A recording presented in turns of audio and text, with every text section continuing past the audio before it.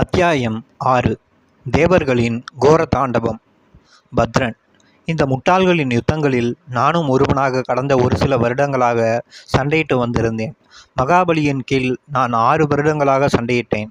பிறகு எனது சொந்த குழுவை உருவாக்க முயற்சி செய்து தோற்றுப்போனேன். அதன் பிறகு சுமாலியின் கீழ் நான் சண்டையிட்டேன். நான் ஒரு மிகப்பெரிய போர் வீரனோ அல்லது ஒரு தலை சிறந்த நிர்வாகியோ அல்ல. மென்மையான கைகள் கொண்ட குள்ளமான குண்டான ஒரு சாதாரண மனிதன் நான். ஒரு காய்கறி வியாபாரி, ஒரு மாட்டு வண்டிக்காரன், சந்தையில் ஒரு கைவண்டிக்காரன் அல்லது ஒரு வண்ணான் போல நான் மிக சாதாரணமானவன், அடையாளமற்றவன். உறுதியான பார்வையோ வில் போன்ற புருவங்களோ எனக்கு கிடையாது. கொக்கி போன்ற மூக்கு எனக்கில்லை. என் உதடுகள் சேரும்போது ஒரு உறுதியான நேர்கோட்டை உருவாக்குவதில்லை. என் கன்னங்கள் எடுப்பான எலும்புகள் கிடையாது. எனக்கு பிளவு நாடி கிடையாது. என் வாழ்வில் முன்பு எனக்கு வேறொரு பெயர் இருந்தது. ஆனால் இப்போது பத்ரன் என்று மட்டுமே மக்கள் என்னை அறிகின்றனர். எனக்கு ஒருபோதும் பெரிய லட்சியங்கள் இருந்ததில்லை. பூர்ண நதியின் கரையில் அமைந்த எனது விவசாய நிலத்தை நான் பராமரித்து வந்தேன். அங்கு சில மிளகு கொடிகளும் ஒரு சில தென்னை மரங்களும் 2 மாடுகளும் இருந்தன. என் மனைவியோடும் துருதுருப்பான எனது 3 வயது மகளோடும் நான் மகிழ்ச்சியாக இருந்தேன். என் கிராமம் சிறியதாக இருந்தாலும் ஒரு புனித தோப்பு, ஒரு சிறிய சிவன் கோவில், ஒரு கள்ளுக்கடை, ஒரு சிறிய பள்ளிக்கூடம் ஆகியவை உட்பட எல்லாமே அதில் இருந்தது. கட்டுமான வேலை, விவசாயம் போன்ற அடிப்படை கைத்தொழில்களும் கணிதம் மற்றும் ஒரு சில அடிப்படை பாடங்களும் அப்பள்ளியில் கற்றுக் கொடுக்கப்பட்டன. அங்கு ஓர் இன்ப விடுதியும் இருந்தது. தன்னை ஒரு மருத்துவர் என்று கூறிக்கொண்ட ஒரு போலி மருத்துவரும் எங்களிடமிருந்து பணத்தை பறித்த ஒரு பூசாரியும் இருந்தனர். எங்கள் எருமைகளோடு நாங்களும் சேர்ந்து குளித்த ஒரு பொது குளம் அங்கு இருந்தது. நான் என் தந்தை போலவே வாழ்ந்தேன். அவர் தனது தந்தை போலவே வாழ்ந்திருந்தார். என் குழந்தைகளும் என்னைப் போலவே வாழ்வார்கள். அவர்கள் அதே தெருவில் வளர்ந்து கொண்டு அதே குளத்தில் குளித்து கொண்டு கிராமத்தில் இருந்த அதே கருப்பழகிகளிடம் காதல் வயப்பட்டு கொண்டு திருமணம் செய்து குழந்தைகளை பெற்றுக்கொண்டு அமைதியாக மடிந்து போவார்கள். ஒரு சிலர் அவர் மரணத்திற்காக வருந்தக்கூடும். ஆனால் உலகம் அவர்களது மரணத்தால் எல்லளவும் பாதிக்கப்படாது. என் வாழ்க்கை எந்த சுவாரஸ்யமான நிகழ்வுகளும் இன்றி வெறுமன ஒரு முற்றுப்புள்ளியுடன் முடிந்து போயிருக்கும். ஆனால் தேவர்களின் வருகை எல்லாவற்றையும் மாற்றியது. அவர்கள் எங்கள் கிராமத்திற்கு வந்து எங்களை உதைத்து கீழே தள்ளும் வரை அந்த ஜந்துக்கள் யாரென்று எங்களுக்கு தெரியாது. அந்த நாட்களை நான் நினைத்து பீதியுடன் நினைத்து பார்க்கிறேன். எங்கள் நிலங்களில் இருந்து மிளகை சேகரித்து செல்வதற்காக அவ்வப்போது வந்து வர்த்தகர்களின் மூலமாக தொலைதூரத்தில் நடந்து கொண்டிருந்த போரின் அதிர்வுகளை நாங்கள் செவிமடுத்தோம். தேவர்களின் படைகள் எவ்வாறு முதன்மை தேவனான விஷ்ணுவின் கீழ் ஒன்று கூடின என்பது பற்றியும், மகாபலி எவ்வாறு போருக்கு தயாராகி கொண்டிருந்தார் என்பது பற்றியும் அவர் பேசினார். நாங்கள் இந்த வதந்திகளை புறக்கணித்தோம். இவை முக்கியமற்றவை. தொலைதூரத்தில் இருந்த ஏதோ ஒரு இடத்தில் நிகழ்ந்த விஷயங்கள் இவை.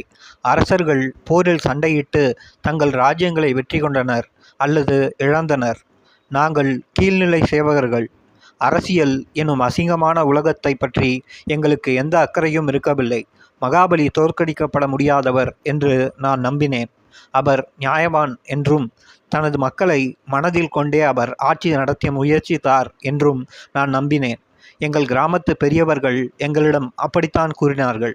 அந்த பெரியவர்களை நம்பாமல் இருப்பதற்கு எங்களிடம் எந்த காரணங்களும் இருக்கவில்லை. தொலைதூர தலைநகரத்தில் யார் ஆட்சி செய்தாலும் சரி, அது பற்றி கவலைப்படாமல் எங்களுக்கு தெரிந்த ஒரே வழியில் நாங்கள் தொடர்ந்து வாழ்ந்து வந்தோம். அவர்கள் எங்களை தொந்தரவு செய்யாத வரை அவர்கள் நல்ல ஆட்சியாளர்கள் என்று நாங்கள் எப்போதுமே கூறி வந்தோம். ஒரு புழுதியான மாலை பொழுதில் எங்கள் நிலங்களில் விவசாய வேலை பார்த்துவிட்டு நாங்கள் வீடு திரும்பி கொண்டிருந்த போது ஒரு குதிரையின் மீது ஒரு தூதுவன் வந்தான். அவன் நெடுநெடுவென்று இருந்தான். அவனது முகம் முழுவதும் அம்மை தழும்புகளால் நிரம்பி இருந்தது. அவனது கண்கள் ஒரு வினோதமான பார்வை தென்பட்டது. நாங்கள் எங்கள் சிவன் கோயிலை அழித்துவிட்டு விஷ்ணுவிடம் சரணடைய வேண்டும் என்று அவன் எங்களிடம் கூறினான். அவனை எங்கள் கிராமத்து மக்கள் நல்ல விதமாக நடத்தினர். ஆனால் சிவனின் கோபத்திற்கு அவன் ஆளாக கூடாது என்ற எச்சரிக்கையோடு அவனை திரும்பி அனுப்பி வைத்தனர். உண்மையில் அந்த தூதுவன் அங்கிருந்து திரும்புவதற்கு முன்பாக எங்களது சிவன் கோயிலுக்கு சென்று பிரார்த்தனை செய்தான். அன்று முழுவதும் நாங்கள் தேவர்களை பற்றியே பேசினோம். பேரரசர் ஏற்கனவே தோற்றுப்போய் சுரங்கப்பாதை வழியாக தப்பிச் சென்று விட்டிருந்ததாகவும் விஷ்ணு எங்களது புதிய பேரரசர் ஆகியிருந்ததாகவும் சிலர் கூறினர். அத்தூதுவன்தான் தங்கள் கூற்றுக்கான ஆதாரம் என்று அவர்கள் முழங்கினர். வேறு சிலர் மகாபலி தேவகுலத்தோடு சேர்ந்து விட்டிருந்ததாகவும் சிவன் கோவில்கள் அனைத்தும் வேக வேகமாக விஷ்ணுவின் கோவில்களாக மாறிக்கொண்டிருக்கிறதாகவும் கூறினர். கள்ளுக்கடையில் ஒரு காரசாரமான விவாதம் நடந்தது.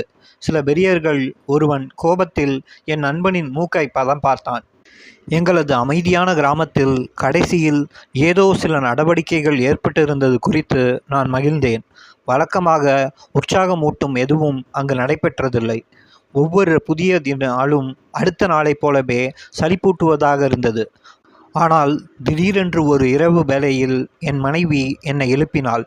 அவள் என்னை என் தூக்கத்திலிருந்து முரட்டுத்தனமாக எழுப்பியதற்காக கோபம் கொண்டு அவளது திமிருக்காக அவளை நையப்புடைய விரும்பினேன். பிறகு எங்கள் படுக்கை அறையில் அந்நியர்கள் இருந்ததை நான் கண்டேன். அப்போது எனக்கு தோன்றிய முதல் சிந்தனை இப்போது கூட தெள்ளத் தெளிவாக விலாவரியாகவும் என் நினைவில் உள்ளது. அட கடவுளே, இவர்கள் சாப்பிடுவதற்கு நான் எதை கொடுப்பது? இரவு உணவுக்கான நேரம் கடந்து இவர்கள் வந்திருக்கிறார்களே. பிறகு உடனடியாக எனக்கு கோபம் வந்தது. என் படுக்கை அறைக்குள் அத்துமீறி நுழைவதற்கு அவர்களுக்கு என்ன துணிச்சல் இருக்க வேண்டும்? மெல்ல மெல்ல பயம் என்னை ஆட்கொள்ள துவங்கியது. யார் இவர்கள்? இவர்கள் இங்கே ஏன் வந்தார்கள்? தினமும் என் வீட்டு முற்றத்தில் வெற்றிலை காற்றை துப்பி அதைத் தொடர்ந்து ஏற்பட்ட சண்டைகளை மிகவும் ரசித்து கழித்த எனது பக்கத்து வீட்டு முட்டாள் உயிரோடு எரிக்கப்பட்டிருந்தான். அவன் தன் வீட்டு முற்றத்தில் தகதகவென பிரகாசமாக எரிந்து கொண்டிருந்தான். தேவர்கள் எங்கள் கிராமத்தை தங்கள் கட்டுப்பாட்டிற்குள் கொண்டு வந்திருந்தனர். ஒட்டுமொத்த கிராமமும் எரிந்து கொண்டிருந்தது. பயந்து போன கோழி குஞ்சுகளைப் போல மக்கள் தலை தெறிக்க ஓடிக்கொண்டிருந்தனர். மக்கள் கண்டந்துண்டமாக வெட்டப்பட்டதை நான் கண்டேன். வீடுகள் தீக்கு இரையாகின. பொன்னிற தோலையும் பேய் போன்ற முகங்களையும் கொண்ட குதிரைகளின் மீது அமர்ந்து வந்த வீரர்கள் இகழ்ந்து கொண்டு ஊளையிட்டு கொண்டும் மக்களை கொன்று குவித்து கொண்டிருந்தனர். அந்த அந்நியர்கள் இப்போது என் மனைவி மீது வஞ்சக பார்வையை வீசி கொண்டிருந்தனர். என் மனைவி நடுங்கிக் கொண்டிருந்ததை என்னால் உணர முடிந்தது.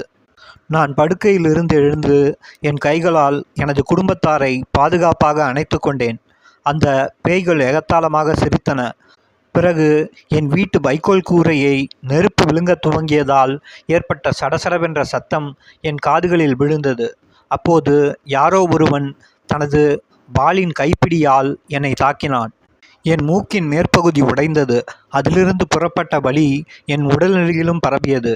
15 வயதே நிரம்பிய ஒரு சிறுவன் என் மகளை அவளது கால்களை பிடித்து தூக்கி ஒரு கந்தல் துணியை வீசி அடிப்பதைப் போல அவளை சுழற்றி எங்கள் வீட்டு மண் சுவற்றின் மீது வேகமாக தூக்கி எறிந்தான். என் அன்பு மகளின் மண்டை உடைந்த சத்தத்தை நான் கேட்டேன். அவளது இரத்தமும் மூளையும் எங்கள் முகங்களின் மீது தெரித்தன. அந்த பேய்கள் மீண்டும் சிரித்தன. நான் செயலற்றவனாக தரையில் நிலை குலைந்து எழுந்தேன். என் மனைவி மூர்ச்சையானாள். அந்த பேய்கள் அவளை இருட்டுக்குள் இழுத்துச் சென்று கொண்டிருந்த போது அவளை என் பக்கம் இழுப்பதற்காக அவளை பிடிக்க நான் தவிப்போடு முயற்சித்தேன். எனது விரல் நகங்கள் அவளது கைகளில் இரத்த கீறல்களை ஏற்படுத்தின. ஆனால் அவள் என் பிடியிலிருந்து நழுவிச் சென்று விட்டாள். நான் எழுந்து நிற்க முயற்சித்தேன். எல்லா இடங்களிலும் இரத்தம் சிதறி கிடந்தது. தரையில் கிடந்த இரத்தத்தால் என் கால்கள் வலிக்கின. என் கைகள் என் மகளின் சிதறுண்ட தலையை தொட்டன.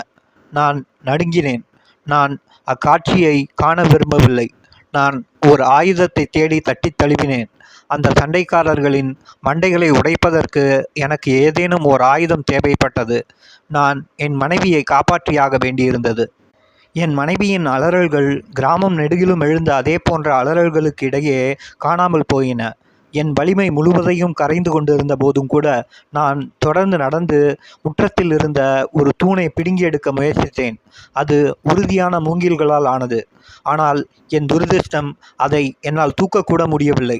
அதை ஓர் ஆயுதமாக பயன்படுத்தலாம் என்று நான் நினைத்திருந்தேன். என் மனைவியை கற்பழித்து கொண்டிருந்த பன்றி மீது நான் பாய்ந்தேன். வெற்று கைகளால் என்னால் முடிந்த அளவுக்கு நான் சண்டையிட்டேன். ஆனால் தேவர்களின் படை வீரர்களுக்கு என்னால் ஈடு கொடுக்க முடியவில்லை. ஒரு நொடியில் நான் தரையில் கிடந்தேன். அவர்கள் என்னை துவைத்தெடுத்து துவங்கினர். திடமான மரக்காலணிகள் என் முகத்தின் மீது வேகமாக பதிந்தன.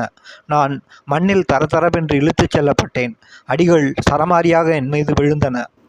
நல்ல வேளையாக ஒரு சண்டாளன் தனது வாளை என் வயிற்றுக்குள் ஆழமாக சொருகினான். பிறகு எல்லாமே இருட்டாகி போனது. நான் கண் விழித்த போது இன்னும் இருட்டாக இருந்தது. எங்கு பார்த்தாலும் நெருப்பு ஜுவாலைகள் தெரிந்தன. ஆனால் அவை இப்போது மெல்ல மெல்ல அணைந்து கொண்டிருந்தன. தூரத்தில் நரிகள் ஊளையிட்ட சத்தம் எனக்கு கேட்டது.